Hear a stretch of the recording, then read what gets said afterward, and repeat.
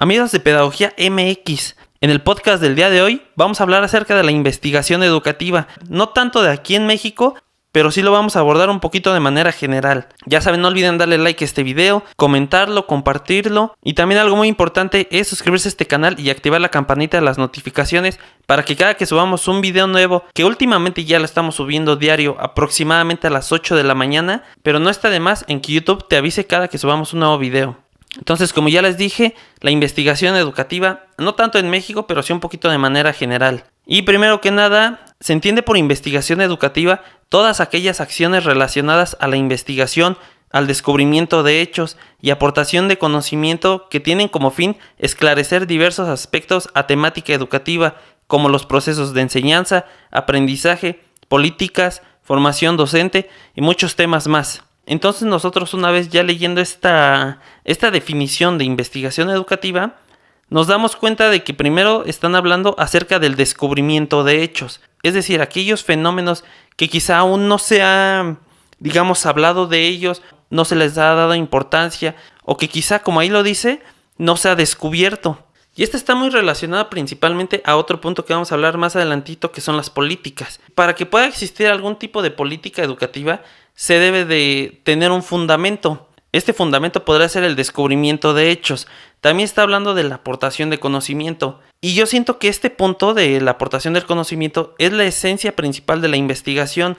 Porque nosotros cuando estamos realizando una investigación, ya sea de, por ejemplo, de tesis, una investigación de posgrado o algún otro tipo de investigación, lo que nosotros estamos haciendo es aportar conocimiento a esa área. Es decir, en este caso, a la educación o a la pedagogía. También habla de que se trata de esclarecer diversos aspectos a temática educativa, como por ejemplo los procesos de enseñanza, es decir, todo lo relacionado a la actividad que realiza el docente.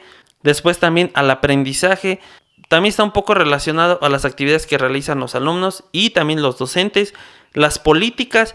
Cuando hablamos de políticas, obviamente ya se podría decir que está inmerso el gobierno, la Secretaría de Educación, depende de cada país, y todo está diseñado con el fin de mejorar la educación, o por lo menos así se pinta. Las políticas educativas es algo que va a existir en prácticamente todos los países y que constantemente está en cambio. Es decir, todas las consideraciones que se tienen que tomar en cuenta en un proceso educativo forman parte de las políticas educativas. Y como les decía, esto siempre está en constante cambio debido a diversos factores, pero uno de ellos es el contexto social en el que se vive. Un ejemplo bastante claro es ahorita por motivos de la pandemia, pero realmente se modificaron, por así decirlo, las políticas.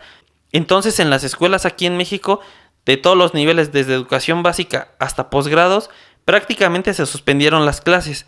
Más bien, no tanto que se hayan suspendido, sino simplemente pasaron de ser clases presenciales a ser clases online.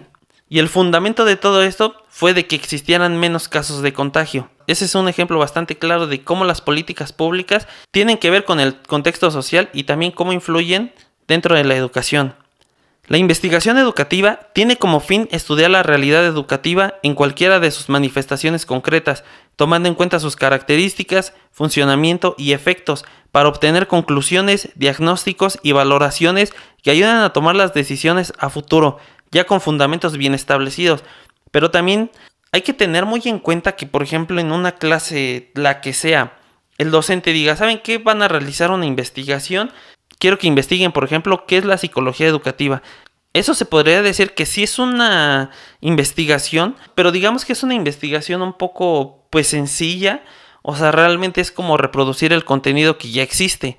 Más sin en cambio, una investigación donde sí se trate de encontrar respuesta a diversos fenómenos, como ya lo checábamos, o investigaciones donde se traten de esclarecer diversos aspectos de la educación o algo así.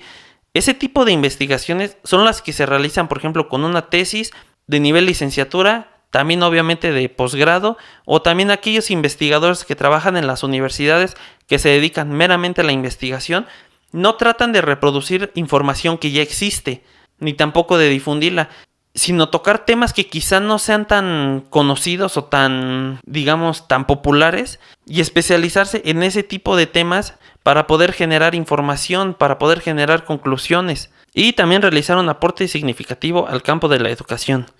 La investigación educativa debe estar ligada a la acción cotidiana en aquellos contextos donde se efectúen procesos pedagógicos. ¿Cuáles son estos procesos pedagógicos? En una escuela, en un museo, por ejemplo, en una biblioteca o en cualquier otro lugar donde se esté efectuando un proceso de enseñanza-aprendizaje. Incluso también se podría tomar en cuenta el autodidactismo. No basta con ordenar ideas y conocimientos, sino también generar resultados diversos que planteen nuevas ideas, conceptos y teorías que den importancia a la investigación como una disciplina cuya naturaleza involucre cuestiones de carácter epistemológico y metodológico. Su objetivo será la búsqueda de conocimiento. Hablar de investigación, pues sí tiene que ver bastante con la filosofía, principalmente con la epistemología y todo lo relacionado con la creación o generación de conocimiento. Porque al día de hoy realmente existen muchos libros que hablan, por ejemplo, del aprendizaje, de la enseñanza, de las matemáticas en educación, de la lectoescritura, etcétera, etcétera. Pero también es todo este tipo de conocimiento que se va generando. También, ya lo decíamos, está muy relacionado con el contexto en el que se vive. Por ejemplo, antes, cuando todavía no existía internet y las computadoras, las investigaciones educativas se centraban principalmente en el aprendizaje de la lectoescritura, en el aprendizaje de las matemáticas, en el rol del docente, cómo aprende un alumno, cuáles son las estrategias que él utiliza, las estrategias que utiliza el docente, cuál es el papel del padre de familia y muchísimos otros temas. Pero, por ejemplo, hoy en día ya también se puede abordar como temas de investigaciones todo lo relacionado a la internet. ¿Cómo influye, por ejemplo, esta plataforma en el aprendizaje de los alumnos? ¿Cómo influye esta plataforma en las estrategias de enseñanza del docente? Recursos didácticos electrónicos, el apoyo que brinda el internet dentro de un proceso de enseñanza-aprendizaje. Es decir, que todo va relacionado al contexto en el que se está viviendo, las políticas públicas, etcétera, etcétera, etcétera. Y quizá ustedes se preguntarán, ¿cuáles son las instituciones o cuáles son los lugares más bien donde se efectúan todo este tipo de investigaciones? El principal lugar son las universidades públicas.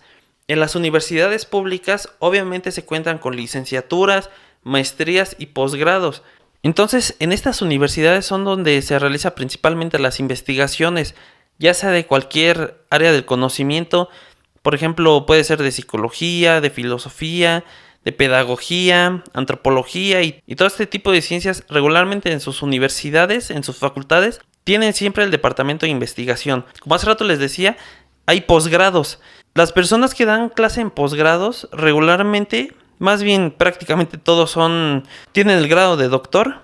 Y toda su formación profesional y toda su experiencia siempre ha sido relacionada al ámbito donde se esté ofertando ese tipo de posgrados. Es decir, en una facultad de psicología, prácticamente todos los profesores que dan clase en los posgrados son psicólogos con maestría y doctorado, por ejemplo, en psicología, psicoanálisis, investigación psicológica, etc. Eso pasa prácticamente en todos lados. Entonces los docentes de posgrado son los que realizan como tal investigaciones dentro de esa facultad, pero también los que realizan investigaciones son los alumnos, por ejemplo, de licenciaturas, maestrías y doctorados, es decir, prácticamente todos, pero no durante toda su carrera o durante toda su formación. Principalmente es en la tesis. Los alumnos de licenciatura hacen tesis, por ejemplo, en 2 materias, seminario de tesis 1, seminario de tesis 2, y ahí van realizando su tesis poco a poco. Entonces, con ayuda de los profesores es que van realizando una investigación.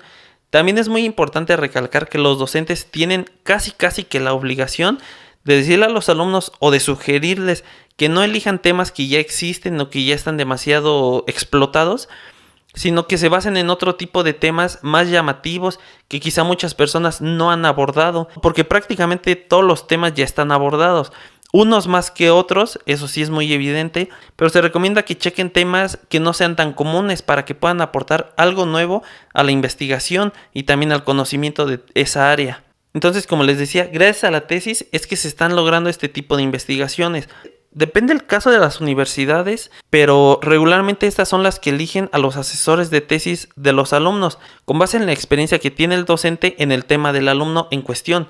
Es decir, que si la investigación de un alumno, por ejemplo, habla acerca de las estrategias didácticas en internet, pues la persona, digamos, más idónea, más ideal, pues sería alguien que ya haya investigado algo relacionado con ese tipo de temáticas. De esa manera es que se van eligiendo a los asesores de tesis o directores de tesis, tanto en licenciatura, maestría y doctorado. Y entonces realmente las maestrías y los doctorados es prácticamente pura investigación. Los 2 o 3 años que dure toda esta preparación realmente es pura investigación. Sí se llevan otro tipo de materias aparte de seminario de tesis, pero realmente todo es un tipo de, digamos, de conjunto de conocimientos que te van a aportar algo a la tesis y a tus habilidades para la investigación. La esencia de un posgrado es la investigación. Después también tenemos congresos. En los congresos se pueden presentar todo este tipo de investigaciones. Aquí en México, por ejemplo, es común que se realice un posgrado, por ejemplo, en Acapulco, en Cancún, en algún tipo de lugar, digamos, turístico, para que sea llamativo hacia todas las personas que estén interesadas. Pagas la entrada y tienes acceso, por ejemplo, a diversas pláticas, conferencias, talleres, venta de libros y muchísimas cosas más. En estos congresos se presentan las investigaciones. Les voy a poner un ejemplo. Supongamos que un maestro de la UNAM realiza una investigación bastante innovadora que realmente esté tratando de dar solución a un problema educativo que existe aquí en México, por ejemplo. Entonces él termina su investigación, realmente aporta muchísimas cosas al área de la pedagogía. Entonces un medio de difusión de toda esta investigación que él realizó es un congreso, porque ahí van a ir más especialistas dentro del área de la pedagogía, de la educación, y ahí él puede presentar su investigación. Las personas pueden tener dudas, se las preguntan. Puede haber personas que les llame la atención el tema que este investigador utilizó. Estas personas pueden realizar investigaciones alternas, pueden completar la investigación, y realmente para eso existen los congresos, para darle difusión y para presentar las investigaciones. Y por último, ya casi para terminar, quisiera compartirles una experiencia cuando yo estudié la carrera en pedagogía. Nuestro plan curricular, nuestro plan de estudios, constaba de, si no mal recuerdo, como 4 materias relacionadas con la investigación. La primera de ellas era metodología de la investigación 1, luego metodología de la investigación 2, después fue diseño de instrumentos de evaluación y por último fue seminario de tesis. Las primeras 3 materias que acabo de mencionar fueron, digamos, el fundamento teórico con el cual nosotros nos basamos para realizar la investigación. Ya en seminario de tesis pues era meramente pura metodología. Entonces la maestra que nosotros teníamos sabe bastante de investigación. Ahorita ya terminó su doctorado y realmente es una maestra que la materia de metodología, diseño de instrumentos, seminario de tesis, realmente la dominaba perfectamente. Ella, parte de las actividades que ella, digamos, propuso o realizó mientras nosotros cursábamos la materia de seminario de tesis fue la realización de un coloquio. En este coloquio realmente eran, digamos, puras exposiciones personales acerca de cada uno de los temas que nosotros estábamos investigando. Algo en particular que tuvo es que como fueron 2 grupos de seminario de tesis, nosotros presentábamos nuestra investigación al grupo B, por ejemplo, y después ellos presentaban su investigación a nosotros. Entonces, si cualquiera de los 2 grupos alguien tenía una duda, pues la podía preguntar. Realmente cada uno de nosotros tenía, si no mal recuerdo, como 10 o 15 minutos. Entonces nosotros llegábamos, obviamente, pues vestidos, digamos, de manera formal. Ahí en el pizarrón y con ayuda de una lona, hicimos algo así como un mapa mental, o podía ser mapa conceptual. Y tú ahí exponías prácticamente lo que tú llevaras de investigación. Si tuvieras, por ejemplo, hasta el diseño del instrumento, hasta ahí tú lo exponías y tratabas de ser lo más congruente, también lo más conciso y lo más claro para que las demás personas pudieran darse cuenta de qué trata tu investigación, qué le podría faltar. Ellos también te podrían hacer sugerencias. Te podrían decir, por ejemplo, no, pues yo te recomiendo que utilices tal instrumento de evaluación para que la información que tú recabes pueda ser más específica. O te podrían decir, oye, y si en lugar de utilizar tal población o tal muestra, ¿por qué no mejor la cambias por esta otra? Y prácticamente ese era el coloquio. Y realmente sí nos ayudó bastante para darnos cuenta de muchas deficiencias que nosotros teníamos en nuestra investigación. Y para todos aquellos que nos titulamos por tesis, igual todos los consejos, sugerencias, observaciones y todo realmente fue muy valioso. Y pues bueno, amigos, eso ha sido todo por el podcast. Hablamos acerca de la investigación educativa. Quizá ya en un futuro hablemos de la investigación educativa, pero aquí en México de manera ya más específica. Ojalá que les haya gustado este podcast. No olviden darle like a este video, comentarlo y suscribirse a este canal Pedagogía MX.